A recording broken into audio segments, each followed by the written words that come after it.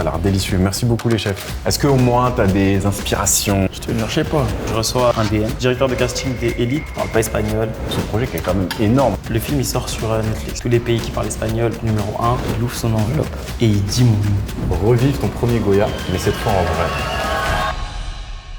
C'est ce que je t'ai demandé. Mais en vrai, ah, excuse-moi, ils sont là. Bonjour à toutes et à tous et bienvenue dans Dînons Vrai, un concept où l'on échange sur le parcours et la vie de nos invités autour d'un dîner signé par les chefs Guerville-Guilbault. Aujourd'hui, on a le plaisir de recevoir un comédien au parcours remarquable.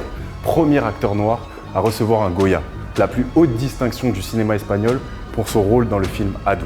Par la suite, il a également intégré le casting de la célèbre série Élite sur Netflix. Aujourd'hui, on reçoit Adam Nourou.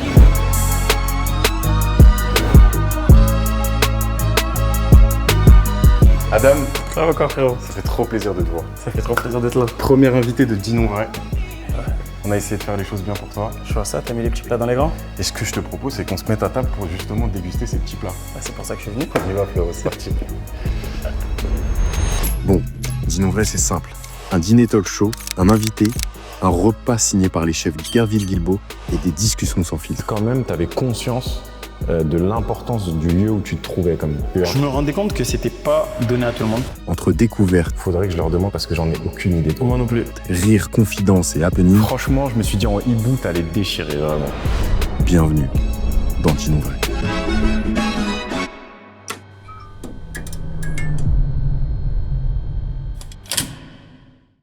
Adam, bonjour. Bonjour. Je suis très content de te recevoir. Très content d'être là aussi. Premier invité de Dînons Vrai. Quel honneur.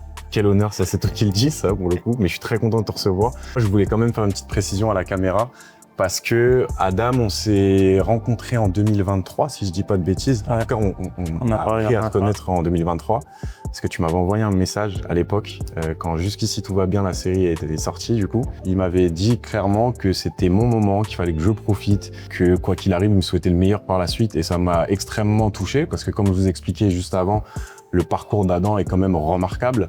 Et hop, petite pause dans la vidéo juste pour vous préciser que notre invité s'appelle Adam Nourou et pas Adam. Voilà, c'est un manque de professionnalisme. Donc pour la suite de la vidéo, veuillez m'excuser. Bonne vidéo à vous. Et d'avoir quelqu'un comme toi avec une expérience comme ça m'a fait hyper plaisir. Donc pour ça, je voulais te remercier dans un premier temps. Bah de rien, c'est normal. Ce que je te propose, c'est qu'aujourd'hui, comme on a dit dans l'introduction, on va être servi par les chefs Guerville-Guilbault. Ok. Le but, c'est qu'on puisse dîner tranquillement et qu'on échange sur ton parcours et sur ta vie de manière générale. Ok, Est-ce que tu es prêt pour ça? je suis prêt.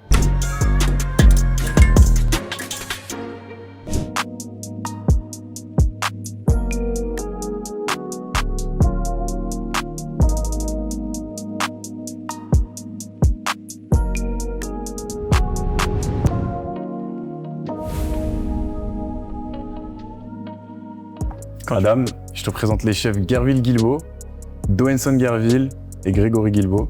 Enchanté. C'est eux qui vont nous servir ce soir, donc très content de pouvoir te servir ces plats via ces chefs-là. Merci beaucoup les chefs. Du coup, ça c'est du poulet au caviar. Ouais, c'est une bouchée croustillante de volaille avec une crème montée au yuzu et au caviar beluga. Ce que je te propose, c'est juste de picorer, de manger, parce que là, depuis tout à l'heure, j'ai qu'une envie, c'est de manger ce qu'il y a dans la cuisine. Donc je te laisse prendre ta petite bouchée et je te laisse déguster Celle-là ça. me fait de l'œil. Franchement, ça a l'air pas mal. Hein. Le poulet, le caviar, et il y a une crème montée au yuzu. Yuzu. Faudrait que je leur demande ce que c'est le yuzu, parce que j'en ai aucune idée. Moi non plus. Bon, alors le yuzu, c'est un agrume japonais. C'est entre le citron et la mandarine. Son petit goût acidulé, il parfume et transforme n'importe quel plat. Ok. Tout le reste, j'ai déjà goûté séparément. Là, on T'as va... déjà goûté du caviar? Ouais, au Ritz. J'étais invité pour un truc. C'était quoi le truc? Les 100 ans, les 200 ans. Ah, de l'hôtel du coup? Ouais. Et du coup, j'avais été invité et il y avait du caviar. On peut pas dire c'est bon. Attends, je suis en Cyril Lumière. Moi, je suis en Philippe Etchebest. On a besoin de la deuxième bouchée et ensuite, du coup, on donne notre avis de manière générale. On a très clairement vu que tu as fait tomber quelque chose dans le dossier. T'inquiète pas, tout va bien, tout va bien. C'est très bon. Je me permets de parler à la caméra. Il y a une équipe technique qui est vraiment derrière. Je pense qu'ils sont tous jaloux. Vraiment. La bouchée est délicieuse. Franchement, tu sais, il y a le côté croustillant. Je dirais, il y a la pointe de sel du Ouais. caviar à la fin. C'est ça. Et la crème montée au yuzu, franchement délicieuse. En fait, c'est acide un peu. Ça fait poisson viande. Terre-mer. Ouais. Franchement, c'est bon. Non, franchement, c'est super bon. Je m'attendais pas à ça comme mélange. Parce que le caviar, quand je l'avais goûté, j'avais pas trop apprécié. Et tu sais que j'ai jamais vu sur un morceau de poulet, il faudra qu'on leur demande, mais toi, t'avais goûté de manière normale sur la main ou un truc comme ça? Non, avec des petits pains. Et c'était pas ouf. Moi, je suis pas fan du caviar de manière générale, mais là, avec la combinaison avec le poulet, franchement, ça va bien. Franchement, c'est terrible. Franchement, c'est bien. Ils ont bien fusionné des trucs. C'est ça, non, tu m'as dit? Très bon. Tu m'as dit fusion et fusion. Très bon. Dame, moi, je voulais qu'on puisse discuter un petit peu sur ton enfance. T'as grandi dans le 91, à Étampes. Tout à fait. T'es d'origine comorienne. Aussi. Le jeune Adam, il ressemblait à quoi? Faut savoir qu'avant, j'étais à Paris. Je suis né à Paris 14. Mes parents, ils voulaient acheter une maison et ils nous ont dit on va aller habiter à la campagne. Ok. Donc pour eux, ils définissent Étampes comme la campagne. Ouais. Ok. À cette époque-là, je connaissais pas Étampes. Non, maintenant, je refuse. Tu refuses? Ils connaissaient pas. Non, Étampes, c'est pas la campagne. C'est pas la campagne? Étampes, c'est pas la campagne. Ok, d'accord. Revenons sur ça. Ok, on regarde. J'appréhende. Je me dis, je vais vraiment habiter dans la campagne, dans une tente avec du blé partout. Au final, j'arrive dans Étampes. C'est la plus grande ville du 91. C'est une ville où tu peux vraiment te définir parce que il y a un côté cité. Ok. Il y a la nouvelle zone où je suis arrivé, c'est une nouvelle zone pavillonnaire. Ok. Et il y a la vieille ville. Ça veut dire que quand tu es à Étampes, t'es pas condamné à soit être un campagnard, soit être un mec de cité. Où tu peux vraiment te choisir. Okay, et du coup, t'as passé franchement, une belle enfance de manière générale. c'était magnifique. À la maison, tu ressemblais à... T'étais quel genre d'enfant? J'étais chiant. T'es chiant? J'étais chiant. Je suis le plus petit de ma fratrie. Vous êtes combien? 3. 3. J'ai 2 grands frères. Big up. Hamza, Yacine. On a très peu d'années d'écart, mais on n'a pas du tout vécu la même... Même enfance? Ouais. Okay. Genre, mon grand frère, ça a toujours été traité comme le grand frère. Ok. Moi, j'ai toujours été traité comme le plus petit, le petit chouchou. Ok. Et celui du milieu, bah... C'est celui qui prend. C'est celui du milieu, hein. Fou, celui du milieu, j'ai l'impression que c'est l'oublié en fait. Ouais. C'est pour ça qu'ils sont bizarres. Pourquoi il est bizarre? C'est qui? Attends, c'est Hamza. C'est Hamza du coup? Ouais. Hamza, je suis désolé de te le dire et de te l'annoncer aujourd'hui, tu es le frère bizarre de la famille Nourou, qui sont tous des Nourou du coup. Tous des Nourou. Ok. J'avais une question à te poser. Je voulais savoir d'où elle est venue cette fibre artistique. Tu viens du 91 à Étampes, moi j'ai grandi dans le 95 à Sannois. En banlieue, on n'a pas forcément des gens qui nous poussent vers ces métiers artistiques. Est-ce qu'il y a quelqu'un qui a poussé ça chez toi ou alors est-ce que c'est quelque chose qui est inné, qui est venu de toi-même? Bah déjà, j'étais nul au foot. Ok. Ça veut dire... Nul déjà au foot, ça, vraiment? Moi, je pense que je suis fort. Je suis un très bon gaucher. Je suis un Haaland, tu vois. Tu me mets dans la surface. Ok. Les vrais savent qu'il se passe des trucs. Ok. Je fais 1 an. Ah oui, donc très tôt, ça c'était... Le coach, il était très méchant. Moi, j'étais très susceptible. Ok. Donc, j'ai arrêté, j'ai fait du rugby. Ok. Du coup, la fibre artistique après le rugby, elle arrive quand? Bah déjà, j'ai commencé le cinéma parce qu'on s'est fait repérer, mes frères et moi, très petits. On habitait encore à Paris, Ok. par Julie, qui venait de Julie Artero. Julie Artero, Ouais. tu peux préciser du coup Notre la caméra. agent commun, des agents associés, qui venait d'ouvrir son agence. Ouais. C'était au tout début, on s'est fait repérer parce que à la base, notre père il nous avait inscrit chez Frémousse. C'était une agence de photos pour les catalogues, Ouais. les catalogues d'enfants, etc. Pour les jouets, les trucs comme ça et tout. Et mes frères, ça marchait bien pour eux. Genre, il y avait mon plus grand frère, il faisait des défilés Lacoste. L'autre, il avait fait des pubs Auchan, plein de catalogues. Trop bien. Et moi, je faisais des trucs sur Toys R Us, etc. Dès très petit. Mon père, il dit à Julie, ouais, en gros, ça consiste en quoi? C'est payant? Et elle explique, non, elle ouvre une agence et elle a besoin d'acteurs jeunes. Donc, on envoie les photos. On les fait au Parc Montsouris à l'époque. Ok. On fait les photos et tout. Ok. Et du coup, j'ai toujours fait des castings. Ouais. Et quand on est arrivé à Étampes, mon grand frère, il a fait 1 année de théâtre. Ok. Et moi, j'en ai jamais fait dans ma jeunesse. Juste, j'aimais bien faire le pitre. J'aimais bien être intéressant. Pour te dire, j'ai fait un spectacle de danse, alors que je faisais pas de danse. Ok. Juste entraîné avec des potes à moi, il y en avait quelques-uns qui faisaient de la danse. On y allait, on regardait. Et vu qu'on était là tous les mercredis, la prof de danse, à un moment, elle a dit, bon, bah, vous êtes là tout le temps, aidez. Et moi, elle savait que je faisais des castings, elle me dit, et à un moment, il y a une scène de High School Musical. Ok. Dans celui où ils sont au camping, je sais pas quoi, ils travaillent et tout, je sais pas si tu vois ça. Je crois que c'est le 2. Et il y a une scène quand Gabriella veut partir et tout, avec Troy et tout ça. Ok. Et elle me dit, toi, t'as fait du cinéma, toi, tu fais des castings. Vas-y, bah, c'est toi qui fais. C'est toi qui feras la scène, qui fait le playback sur scène. Et du coup, je me retrouve sur scène à faire un playback de High School Musical. Incroyable. Et après, dans les coulisses, il y a les chorés, je les connais. Je suis dans les loges, je monte sur scène. Ok, et du coup, c'est là où tu t'es retrouvé sur scène la première fois. Et c'était la première fois que j'étais sur scène devant autant de gens. C'était à la salle des fêtes de ma ville. Combien de personnes à peu près? Je sais pas, 200. C'était plein. C'était plein. Fou, hein. Et quand ils ont applaudi à la fin, j'ai dit waouh, c'est bien. Et ça t'a fait ressentir quelque chose. Ouais, j'aime bien. Tu t'es dit, cette sensation, il faut que je la retrouve quelque part. C'est ça, c'est pour ça que je suis pas quelqu'un de très stressé. Ok. Et en plus, sur scène, il y a plein de projecteurs, du coup, tu vois même pas vraiment les gens.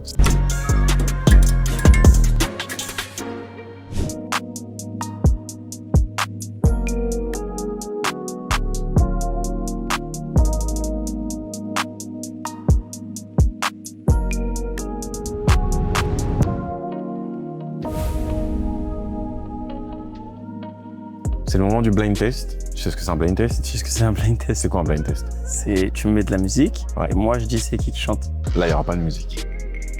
Comment on fait des blind tests, il n'y a pas de musique? Parce que en réalité, la séquence s'appelle blind et taste, pas T-E-S-T, mais T-A-S-T-E, comme goûter en anglais. Ok. Rapport avec l'émission. Et le but, c'est de te faire une dégustation à l'aveugle. Donc, je vais demander à l'équipe de me ramener, si possible, merci Mathias, ce génial petit bandeau qu'on peut mettre juste ici. T'aurais pas pu trouver un plus beau? Franchement, je me suis dit en hibou, t'allais déchirer vraiment. Qu'est-ce que t'en penses? C'est bon? Let's go? Eh ben, je te laisse le mettre. Vous pouvez envoyer, on peut envoyer les entrées du coup. Merci beaucoup, chef. Oh, qu'est-ce que c'est beau. C'est magnifique. Merci beaucoup. Ouais, c'est trop beau, j'aime trop. Moi, je pense qu'il aura un ingrédient. Vas-y, prends tes couverts, t'inquiète pas, prends ta fourchette. Mais est-ce que tu sais que quand j'ai les yeux ouverts, je me salis? Et là, j'ai les yeux fermés. Ok.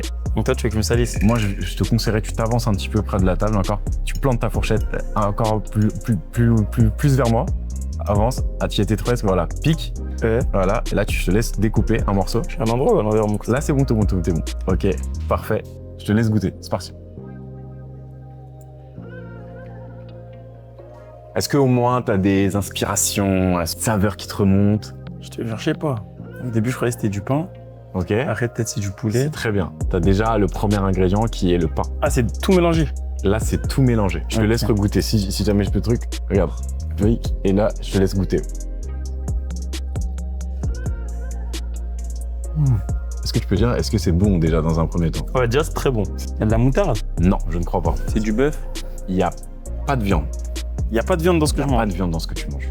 Non, je t'ai dit une bêtise. Il y a une viande, effectivement. Il y a une viande. Est-ce que déjà, juste, quand je te dis pain, ça te fait penser à quel type de plat? Bah, du pain, un burger. Burger, donc un type sandwich. Ouais. Là, avec la texture, c'est effectivement un sandwich, mais c'est un type des sandwichs. C'est une tortilla? Non, pas tortilla. C'est un Benz? C'est pas un Benz. Il va tous les faire, c'est fou. Là. Franchement, ça va être fou. C'est du pain de mie? C'est du pain de mie, effectivement. On avance. Ok, pain de mie. C'est de la dinde? C'est de la dinde, effectivement. Ok, blanc de dinde. Tu connais blanc de dinde? Tu connais blanc de dinde? De la dinde. Blanc de dinde. Tu connais? De quoi? Blanc de dinde, pain? Ok. Ah, bah, c'est un croque-monsieur. C'est un croque-monsieur. Félicitations. Voilà, quel fromage, s'il vous plaît. J'aimerais que tu me donnes l'aliment vraiment qui fait que ça donne ce goût-là au croque-monsieur. C'est pas un croque-monsieur lambda que tu auras dans un bistrot classique à Paris. Et il y a un aliment justement qui prédomine le croque-monsieur et qui est censé faire la différence. C'est vrai qu'il y a un truc dans ma bouche. T'as dit épinards. C'est pas normal. C'est ok, c'est pas des épinards. Je te jure, je sais pas, c'est trop dur. Ok, bon bah je te laisse enlever. C'était un croque-monsieur à la truffe. T'es truffe un petit peu toi ou pas forcément? Vite fait. J'en mange, je suis pas fan, mais ça va, c'est bon. C'est super bon. Incroyable. Moi, je voulais quand même qu'on revienne sur un point dans ta carrière. T'as 11 ans et t'as joué dans Turf, le film. Ouais. C'est un film qui est avec Alain Chabat et Édouard Baird. Est-ce qu'à cet âge-là, tu comprenais que t'étais sur un plateau? Et surtout, est-ce qu'à ce moment-là, tu voyais déjà une future potentielle carrière qui s'offrait à toi? Pas du tout. Comme je t'expliquais, je faisais des castings depuis bien longtemps. Et ce jour-là, j'avais fait le casting avec mon frère. Ok. Et j'ai été pris avec mon frère. D'accord. Ça veut dire, nous deux, on jouait les enfants de Lucien Jean-Baptiste, celui qui fait la voix de Will Smith. Ok, très bien. On était ses enfants. Et c'était un des personnages les plus importants du film. Et du coup, on avait quelques séquences. Mais moi, si tu me demandes ce que je me souviens de ce tournage, c'est qu'on avait une loge avec mon grand frère et qu'on a bu plein de café. C'est un peu l'équivalent de la cocaïne pour un enfant, autant de café comme ça. On a grave rigolé. Et même les adultes, ils en avaient marre un peu à un moment parce qu'on faisait n'importe quoi. Et est-ce que quand même, tu avais conscience de l'importance du lieu où tu te trouvais comme pur? Je me rendais compte que c'était pas donné à tout le monde. Parce que aussi, ma mère, elle nous expliquait que quand même c'était une chance de faire les castings, c'était une chance de se retrouver sur des plateaux de tournage. À chaque fois qu'il y en avait un d'entre nous qui faisait quelque chose, on allait aux avant-premières. Donc on voyait du monde du coup je me rendais compte que c'était quelque chose de grand, mais sans vraiment visualiser. Ouais, c'est ça, c'était pas un flex, c'était pas un objectif. Est-ce qu'on a eu un regard qui a changé par rapport à toi au fait que tu as tourné dans un film et tout? tout? Est-ce qu'on t'a catégorisé comme l'acteur de Étampes?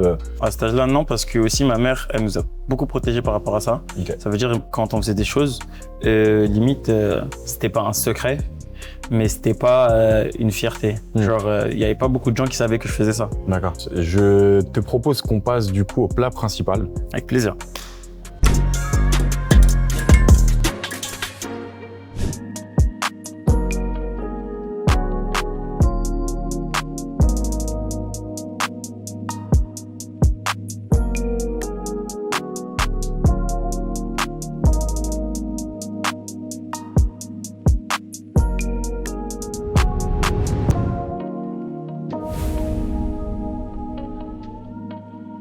Bon, comme tu as pu voir, on nous a servi des petits cocktails. On était à l'eau depuis le début. C'est des cocktails sans alcool, je précise. C'est histoire de rajouter une petite touche de sucre.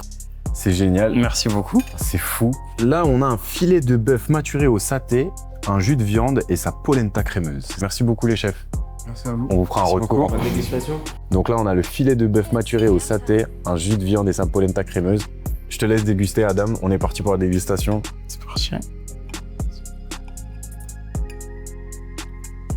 Un peu de jus de viande, la polenta. On essaie de faire la bouchée parfaite, vraiment. C'est quoi polenta? C'est quoi le truc en dessous? Alors, une polenta. Une polenta. Une polenta. Alors, honnêtement, je crois que si je dis pas de bêtises, il y a de la pomme de terre ou un truc comme ça, je sais pas exactement. Polenta. C'est du maïs? Ok. Dwelson, c'est quoi une polenta? Alors une polenta, c'est une purée à base de farine de maïs. Donc avec du maïs. C'est l'un des plus vieux plats au monde. Ok. La polenta, c'est de la semoule de maïs, mais façon italienne. Elle peut être crémeuse, fondante ou grillée. Mais en tout cas, c'est délicieux. Franchement, t'as vu le petit jus de viande? Il change tout. Hein. Il change tout. Plus viande saignante ou viande bien cuite? Toi? Non, moi je suis un Africain, je cuis la viande. Non, quand tu cuis ton steak, c'est bien cuit. Il reste rien. Ok. Carbonisé. Carbonisé carrément? Il y a même un plat. Il y a un plat comorien. C'est de l'eau, de la viande et du sel.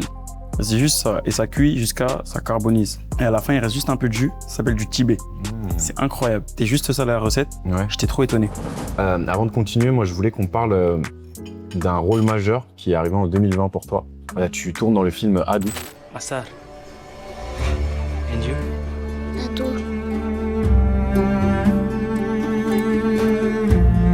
Magic.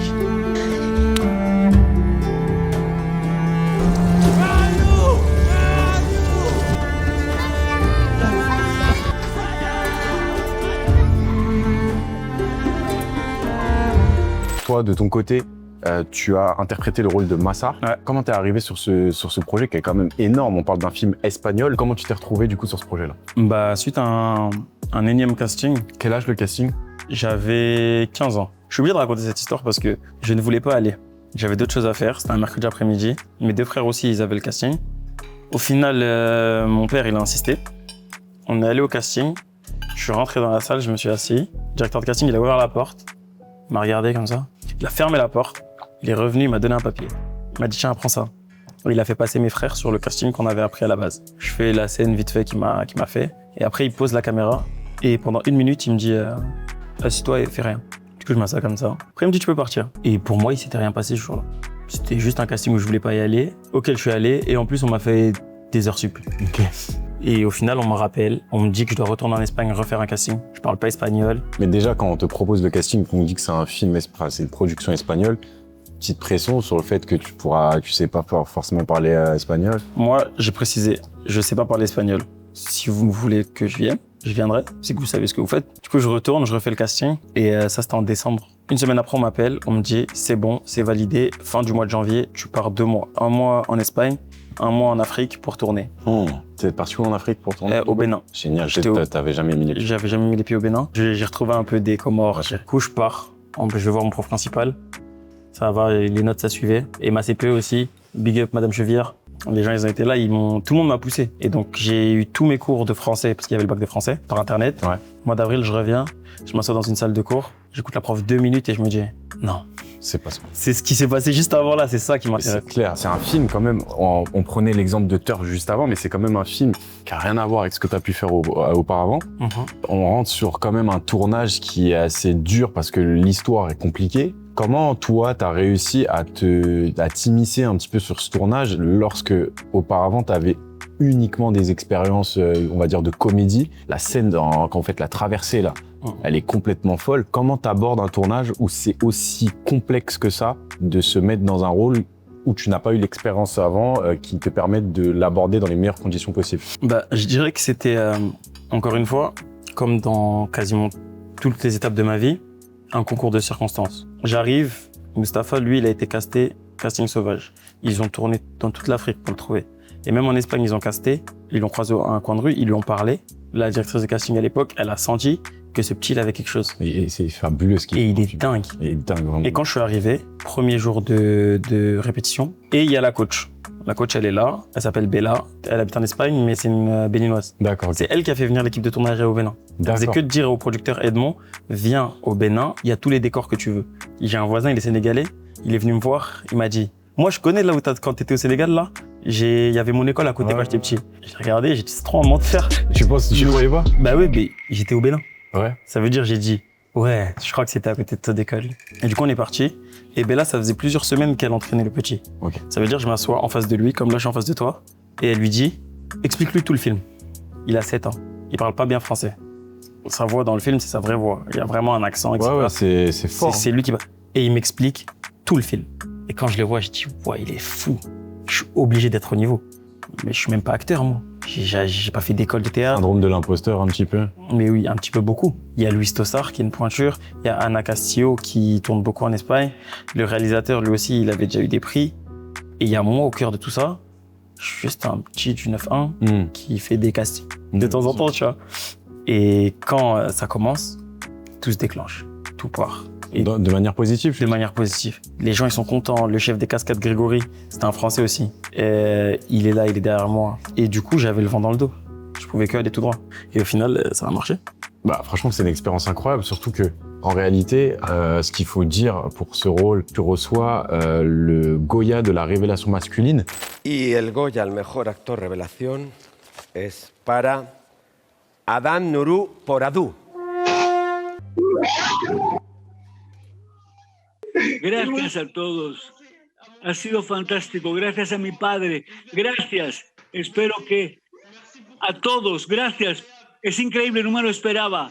Os quiero a todos. Gracias. Fantástico, formidable. Muchas gracias. Gracias. Pour expliquer un petit peu aux gens, le Goya, c'est la plus haute distinction du cinéma espagnol. C'est l'équivalent d'un César concrètement en Espagne, c'est ça? Ouais. D'ailleurs, t'es le premier acteur noir à l'avoir reçu. Ouais. C'est fou. Déjà, toi, quel est ton ressenti par rapport à ça? Ta nomination dans un premier temps. C'est quoi ta réflexion? Bah, déjà, ça s'est passé en plusieurs étapes parce qu'à la base, je suis comme 90% des gens qui vont regarder cette vidéo. Je sais pas ce que c'est un Goya. Et il y avait un soir, on était parti avec l'équipe de tournage et on mangeait. On mangeait et j'étais avec le chef des cascades, Grégory, et toute l'équipe. Et tout le monde parle espagnol sauf lui. Du coup, je suis tout le temps avec lui parce que lui, c'est un Français et il me parle en français. Ouais, c'est ton repère sur le tournage. C'est ça. Et il me dit, mais tu sais qui c'est tous ces gens-là? Parce qu'il y a des gens, c'est des acteurs, on n'a pas de scène ensemble, du coup on se croise. Et il me dit, bah lui, c'est le chef du son, lui, c'est le chef de la caméra, lui, c'est le chef des habits. Et lui, je dis, ouais, lui, je sais, lui, c'est un technicien. Il me dit, non, c'est pas un technicien. Je dis, bah c'est qui alors? Il me dit, c'est Luis Tosar. Ce mec-là, c'est genre Depardieu en Espagne. Il a genre, je sais pas combien de Goya. Je savais pas. Ouais. Mais parce qu'il était tellement simple, il se baladait en débardeur, tu le voyais, oh, ça va. Parce qu'il y a une autre actrice qui tournait beaucoup, Ana Castillo. Ouais. Elle, tu la vois passer, tu sais que c'est une actrice. Mais lui, il était tellement tranquille. Pour moi, c'était un mec normal, un mec lambda, pas connu du tout. Et il m'a dit, ouais, lui, il a eu plein de Goya et tout. Et du coup, c'est la première fois de ma vie où j'entends le mot Goya. Donc, fin janvier de l'année d'après, le film il sort, il casse tout, on fait des millions d'entrées. Mais c'est en Espagne. Donc, encore une fois, j'ai toujours pas de vision sur ce qui est en train de se passer. Ouais. Juste mon Instagram, mes potes, ils m'ont dit d'enlever les photos d'avant. Et voilà. Et Covid. Et en juin, le film il sort sur Netflix. Il recasse tout encore sur Netflix. Tous les pays qui parlent espagnol, numéro 1. Il a fait un top 10 France à un moment. Et quelques mois après, on m'appelle, on me dit, t'es dans la tier list des Goya, je crois que vous êtes 10. Mais moi, je réalise encore toujours pas ce que c'est. Et tu me dis qu'on est 10, et sachant que le film il est en train de gagner plein de trucs, je me rends pas compte que c'est moi qui est en train de porter quelque chose. Bien sûr. Loin. Nomination, je crois qu'on en avait 9. On était le film qui avait le plus de nominations. Du coup, moi, je réalisais pas. Donc, pour moi, tu réalises pas. C'est juste, il y a plein de trucs. Quelques mois après, on m'appelle, on me dit, bon, t'es dans les 4. Cérémonie à Malaga, tout ça. Et on me dit, ouais, faut que tu viennes et tout. Je suis là, je dis, vas-y, je vais acheter un costard à 1000 €, un costard de fou. Quelques jours après, on m'appelle, on me dit, il y a le Covid, il n'y a plus de cérémonie, ce sera en visio. Ok. Je suis dégoûté, mais je dis, vas-y, je vais quand même faire l'effort, bien m'habiller. Après, je reçois un coup de fil et on me dit, ouais, hein, les Noirs, ils ont jamais gagné, mais c'est déjà bien. Ça t'apporte une fenêtre de fou, de l'exposition de fou. T'attends à rien, il va rien se passer ce soir. Déjà une première victoire. Ouais, voilà. Puis vient le soir de la cérémonie. Moi, j'ai un traducteur, on a fait les tests le jour d'avant, j'ai un ordi tout nul. C'est-à-dire, si vous retrouvez la vidéo, elle est floue. Et quand je vois les autres gens qui se préparent, ils ont des salles entières avec une webcam. Ouais, mais moi, j'ai vu la vidéo, il y a même déjà, ils sont hyper apprêtés dans un hôtel. Voilà, tout le monde est très... Moi, j'ai mon costard, j'ai mes claquettes Nike, je suis posé, il y a ma mère là, mon frère là, et mon meilleur pote à ma gauche. Et je suis déjà dégoûté, parce que déjà, toute la cérémonie, elle passe, je comprends rien. Okay. Et je sais pas, nous, on passe combien tiennent dans la cérémonie. Meilleur acteur révélation. Il montre les nominés, etc. Il ouvre son enveloppe et il dit mon nom. Adán Nuru Poradu. J'ai disjoncté parce que c'était pas possible. Genre, on m'avait expliqué que c'était pas possible. Donc je m'attendais à rien, mais vraiment à rien. Mon pote il saute sur moi et on le voit dans la vidéo, il m'attrape. Et je lève la tête et j'essaye de parler. Je leur dis chut, j'essaye de parler. Je commence en espagnol. J'y arrive pas. Je reprends en français. Je parle, le traducteur il essaye de traduire, mais même t'entends qu'il comprend pas tout ce que je dis. Je lève la tête, ma porte elle s'ouvre. Tous mes potes, plus mon frère qui était dehors, en fait ils étaient devant chez moi. Et tout le monde rentre et je prends le téléphone, l'ordinateur, je le lève et tu vois tous mes potes qui sautent. Et boum, ça coupe et la cérémonie elle reprend. Et même sur Twitter, les gens ils disent ouais, c'est pas très Covid tout ça. C'est pas très Covid. Vous avez brisé toutes les règles. Toutes les règles. Il n'y a pas de masque, tout le monde se saute dessus. Est-ce qu'on pourrait ramener le Goya, s'il vous plaît, pour pouvoir montrer quand même à la caméra? Parce que je te laisse lui le mettre dans la main. Franchement, c'est magnifique. On peut applaudir l'équipe de gars. Je pense que c'est quand même assez fort. Ah ouais, c'est lourd. Non, c'est lourd quand même. C'est super lourd. Bah, félicitations encore, franchement, c'est une folie. Donc voilà, c'était l'histoire du Goya d'Adam. Franchement, félicitations en fait. Ça impose le respect et bonne ligne à mettre sur le CV, celui-ci. En 2021, on a Netflix qui t'annonce dans la série Elite. Uno busco comida. Por favor. Vamos. Ale. Dame el móvil. Suéltame. Dame el móvil. ¿Qué móvil? ¿De qué vas, gilipollas? ¿Le tiras eso? Sí. Tengo mucho trabajo, Isa. Voilà. C'est le passage d'un film social intimiste à une série très pop. Tu sais, c'est les séries qu'on pourrait catégoriser les séries teen, étudiants, ados. Tout à fait. Moi, je voulais savoir comment ça s'est passé concrètement. Je sais que j'ai vu un message, une interview de toi à Combini, qui a reçu un DM d'un directeur de casting, si je dis pas de bêtises, ou du producteur directement de la série. Je te laisse nous expliquer un petit peu comment ça s'est déroulé aussi, parce que ça, c'est quand même une aventure assez folle dans ta vie. Alors, là, on est avant que je remporte le prix et je reçois un DM. Je suis directeur de casting des Élites et moi, il me parle en espagnol. Encore une fois, je parle toujours pas espagnol. Malgré tout ça, je ne parle pas espagnol. Je lui réponds « Bonjour, je suis chaud ». mais je parle pas espagnol. Il n'y a pas d'autre réponse à donner. Il m'a dit « C'est pas grave, on va t'envoyer un texte et après tu nous dis ». À cette époque-là, j'avais fini le lycée, j'étais déjà en école de théâtre. Je connaissais pas Elite. J'appelle mes potes, je leur dis ouais, Elite, tout ça, ils m'ont branché et tout. Et ils me disent quoi? Mais c'est une dinguerie Elite, tout ça, tout le monde regarde. Et à ce moment-là, la 4, elle va sortir bientôt. Et là, je suis casté pour la 5. Ok, d'accord. Après, ils m'envoient le texte. Le casting d'Elite, je le fais dans une chambre d'hôtel à Madrid parce que j'étais parti faire une interview pour les Goya. Okay. J'étais avec mon grand frère et on se filme. Et lui, il parle espagnol et du coup, c'est drôle. Là, on a dû la faire 150 fois. 2-3 jours après, il me renvoie un message, il me dit c'est bon et je me retrouve sur un plateau.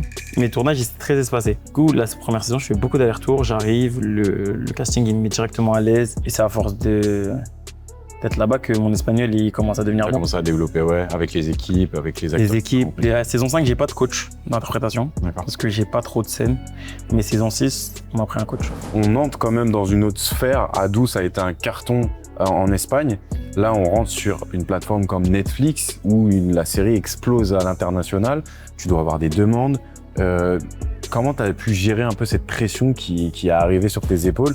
lorsque cette première saison sort et que toi, tu vois que les choses commencent à changer un petit peu? Bah, j'appréhendais un peu. Je dirais que l'entourage, surtout quand la saison 5 est sortie, les gens avec qui je suis, c'est les mêmes personnes qu'il y a 10 ans. J'ai jamais eu de starification autour de moi. Par exemple, quand j'étais en Espagne, où on m'arrêtait souvent pour les photos, etc. En France, j'ai déjà été au bowling avec des amis. La personne devant moi, elle se retourne. Elle se retourne. Elle parle avec son pote. Ils se retournent et ils me disent, je sais pas si on te l'a déjà dit, mais tu ressembles comme 2 gouttes d'eau au mec Café Elite. Ah, il doutait carrément. Et moi, je dis, non, on me l'a jamais dit. Ah, il fait jouer sur ça. On me l'a jamais dit, non. Ou, ah ouais, faites voir. Ah ben non, c'est pas moi, j'ai rien à voir. Et quand ils sortaient la photo, ils sentaient pas que tu te foutais de leur gueule un peu? Non, même pas? Non, en France, ça a toujours été léger. Même quand la saison 6 est sortie, où j'ai plus de choses, c'est arrivé progressivement. Okay. C'est pas, y a rien qui est tombé d'un coup où je me suis senti débordé. En Espagne, plus. Parce que Elite, c'est gros. Ouais, c'est même énorme.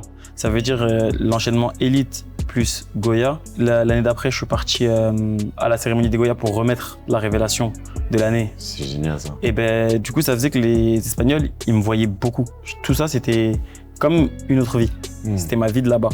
Et en France, c'est toujours resté calme. Il y a des erreurs qui changent, mais jamais au point de me faire peur ou de me dire que c'est en train de me dépasser. Bien sûr. Et est-ce que de ton côté, tu te sentais intégré dans un casting qui est majoritairement espagnol? Est-ce que l'accueil il a été plutôt chaleureux ou au contraire, t'étais le petit français? Je dirais que la saison 5, je faisais beaucoup d'allers-retours et je parlais pas la langue. Donc forcément, ça a mis une distance entre moi et les autres acteurs. Mais c'est pas du tout eux qui ont mis cette distance. C'était le fait que même quand des fois je voulais sortir une blague, je voulais faire un truc, je ne pouvais pas. Parce que je comprenais simplement pas ce qui était en train de se passer. Mais quand je suis revenu pour la 6, je me suis installé pendant 5 mois. T'as une petite mouche qui gravite autour de toi, elle est folle. Allez, c'est réglé. Désolé. Et du coup, ouais. Ouais, la saison 6, je savais que j'allais rester 5 mois sur place. On m'a pris un billet, on m'a pris un appartement. J'ai dit, si je reviens de ces 5 mois sans parler espagnol, je ne m'appelle pas Adam Nourou. Okay. Donc je suis parti et je traînais dans la rue, je parlais aux gens, j'étais avec les figurants. Il y a un acteur, André Lamoglia. Ouais, d'ailleurs, c'est qui les acteurs avec qui t'étais le plus proche autour de toi? Je dirais André Lamoglia, qui fait Ivan, Alvaro, De Juana, celui qui fait Didac. Okay. Et c'est vraiment eux deux. Okay.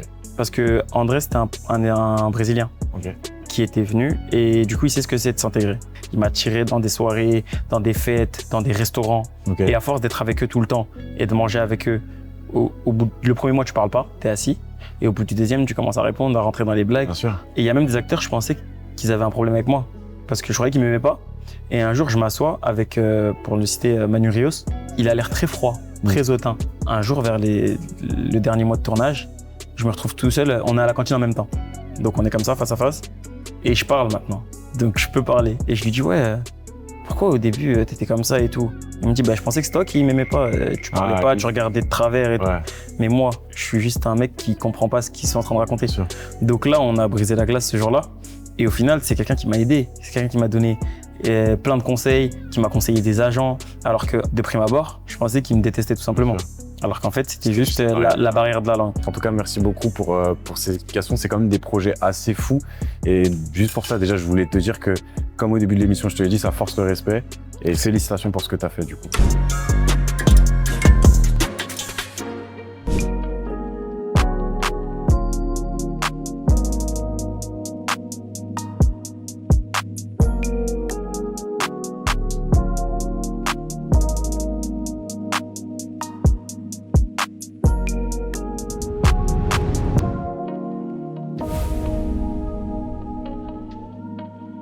On a changé de décor, on est passé sur la séquence du dessert, en cuisine, c'est un peu plus intimiste, on va un peu échanger aussi avec le chef, ça va être plus cool. Adam, est-ce que tu t'es régalé pendant ce repas? C'était délicieux. Franchement, c'était sympa. Pour ce premier épisode de Dîner Vrai, on a décidé d'organiser avec les chefs Guerville-Guilbeault un concours. Le but, c'est de vous offrir un plat, pas forcément un de ceux qu'on a mangé aujourd'hui, mais ça pourrait être un plat qui sera concocté par les chefs Guerville-Guilbeault. Pour participer du coup à ce concours, vous aurez dans la description toutes les modalités à remplir pour pouvoir participer à ce concours. Et sans plus tarder, du coup, on passe directement à la séquence du dessert. Je laisse les chefs entrer en scène. Waouh. Incroyable. Waouh. Donc du coup, on est sur une douceur sablée aux fraises gariguettes. Exactement. Je suis très hypé par ce dessert, t'en dis quoi toi? Non, déjà, c'est beau. C'est incroyable, j'ai hâte. Et on finit sur une petite douceur. Merci, chef Grégory. Merci beaucoup. Et on passe à la dégustation tout de suite. Je te laisse directement taper ça parce que franchement, ça a l'air juste incroyable. Le petit sablé comme ça. avec, je crois que c'est de la vanille hein, qui doit être sur dessus. Je crois que si je te dis pas n'importe quoi, je t'avais demandé ton dessert préféré, tu m'avais dit que t'aimais bien les trucs avec de la fraise, non c'est ça? Ouais, je suis très fraise. Ok. Et caramel aussi un petit peu? Aussi, c'est bien. Tu retiens bien. Je te jure, c'est dingue. Franchement, c'est super bon. L'équipe, est-ce qu'il y a quelqu'un qui veut goûter? Je crois que Mathieu, t'es chaud pour goûter un petit peu, non? Ça. Tiens, goûte un peu, ça me fait plaisir. Je te jure, ça me fait plaisir, c'est gentil. Tiens. Ah, ok. Alors? C'est bon? C'est croquant. C'est croquant. C'est fondant. C'est frais. C'est frais. Ouais, dis-nous ce que t'en penses. Mais ça avec, Garnis-le. Mec, plus de... Je crois franchement, elle est boostée. Je crois que ça fait l'unanimité les gars. Moi, je voulais savoir, moi, qu'est-ce que tu fais quand tu tournes pas, quand t'as des périodes un peu plus creuses? Comment t'occupes ton temps toi aujourd'hui? Franchement, moi je suis quelqu'un, comme je te l'ai dit en off, j'aime pas du tout le vide. J'aime pas du tout. Je m'ennuie très vite et j'ai besoin de nouveau tout le temps. Ça veut dire, déjà je fais du sport, je fais un peu de boxe. Okay. Et sinon, à part ça, au début, j'ai commencé, je donnais des cours du soir. J'ai aidé les jeunes de chez moi en espagnol, parce que du coup maintenant je parle espagnol. Trop bien.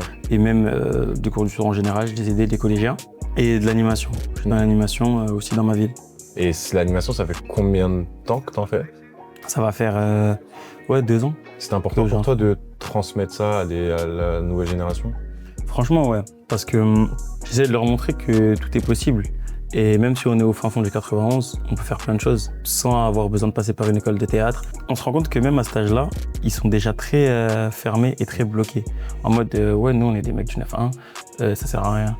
Ou des filles qui ont des talents, qui chantent, qui sont intéressées. Mais elles disent, ouais, dans ce cas, ça sert à rien, pourquoi moi j'y arriverai? Mais là, vu que je suis avec eux tout le temps en animation, maintenant ils me connaissent et ils se rendent compte que je suis comme eux en fait. Et que du coup, si moi je l'ai fait, parce que tout le monde peut le faire. Parce que je pense que les jeunes n'arrivent pas forcément à s'imaginer, et puis surtout des fois ils s'imaginent les mauvaises choses. Ils imaginent que quand t'as fait partie d'un film comme Adou ou d'une série comme Elite sur Netflix, ils te voient dans des sphères peut-être complètement folles, alors que c'est pas réellement la réalité. Et toi, ça te permet de garder ce contact avec ces jeunes-là et de leur transmettre une vision qui est la tienne avec ton expérience, et surtout une vision qui va leur permettre eux de pouvoir se rapprocher, alors pas forcément du cinéma, mais de tous les milieux qu'ils n'imaginent pas à la base. Comme je t'ai dit, souvent c'est le foot, le rap.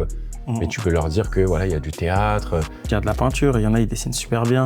Il y a plein de choses comme ça et ouais. Et t'en vois un peu des jeunes talentueux près de chez toi? Il y a du talent. Ouais.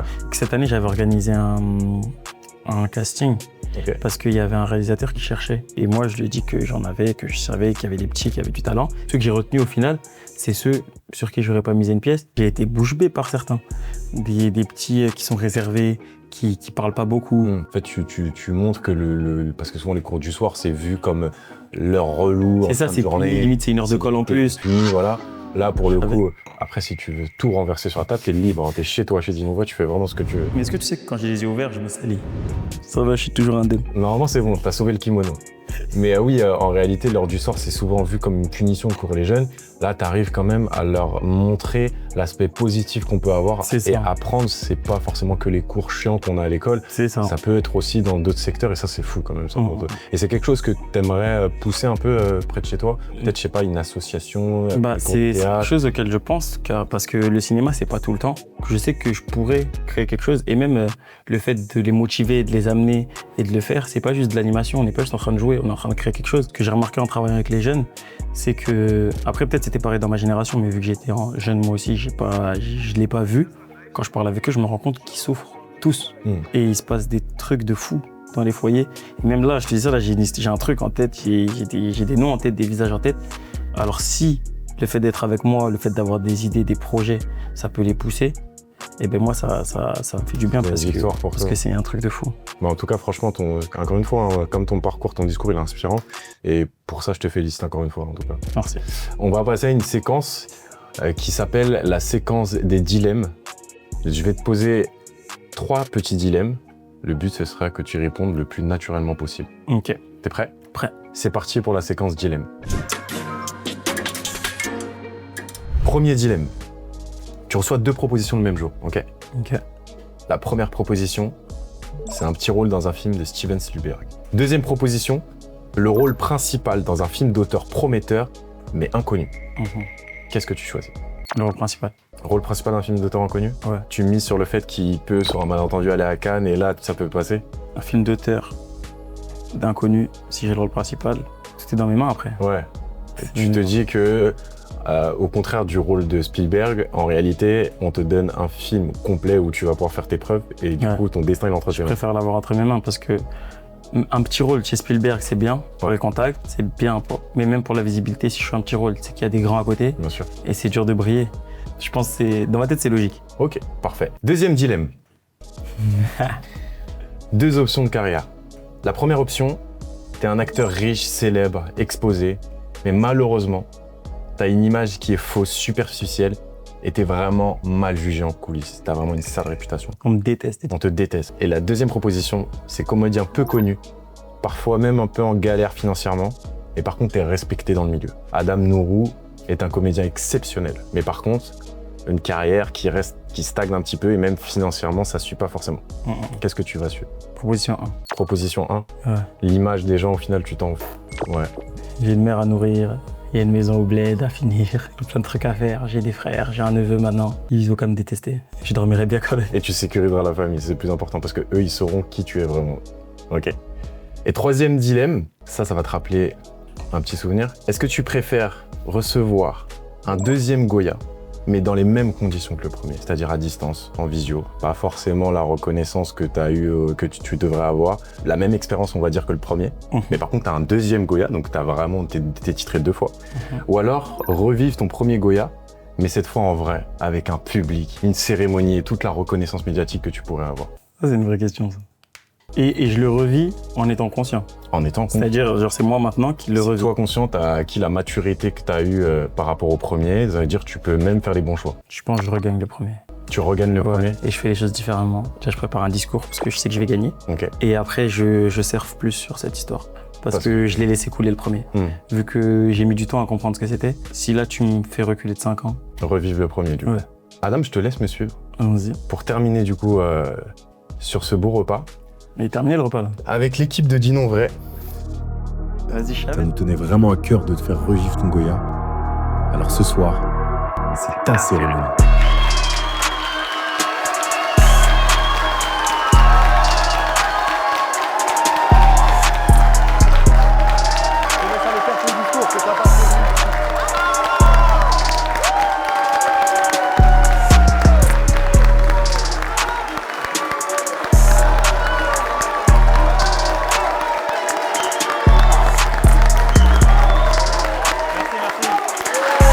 Merci.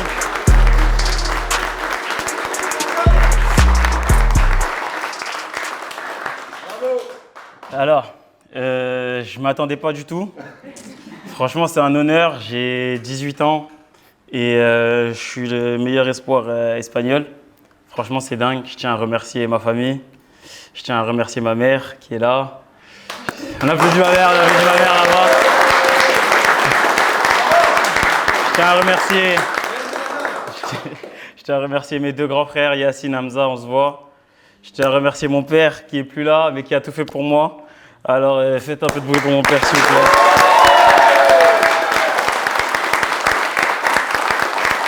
Merci. Et j'ai pas les mots. J'espère que c'est le premier d'une longue liste. J'espère que ça va continuer comme ça. Et j'espère que je continuerai à rendre fier mon père et les gens qui m'aiment.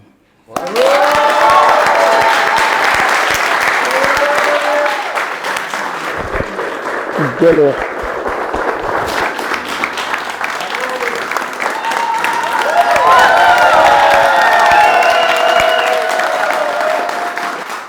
Merci à tous d'avoir suivi cet épisode de Dis-non Vrai. C'était le premier avec Adam Nourou. On est très fiers de t'avoir reçu comme premier invité. Merci. Si le concept vous a plu, n'hésitez pas à liker la vidéo, à vous abonner, à vous partager. Je sais qu'on vous bassine avec ça, mais c'est ce qui va aider le projet. Et en tout cas, n'hésitez pas à aller suivre Adam. T'as tes liens de tes réseaux sociaux. Nourou-du-bas Adam. Allez suivre sur Instagram. Tout sera dans la description. Et soyez branchés. Il y a des choses qui arrivent bientôt, Inch'Allah. Prenez soin de vous, c'était Dis-non Vrai. À la prochaine. Ciao, ciao.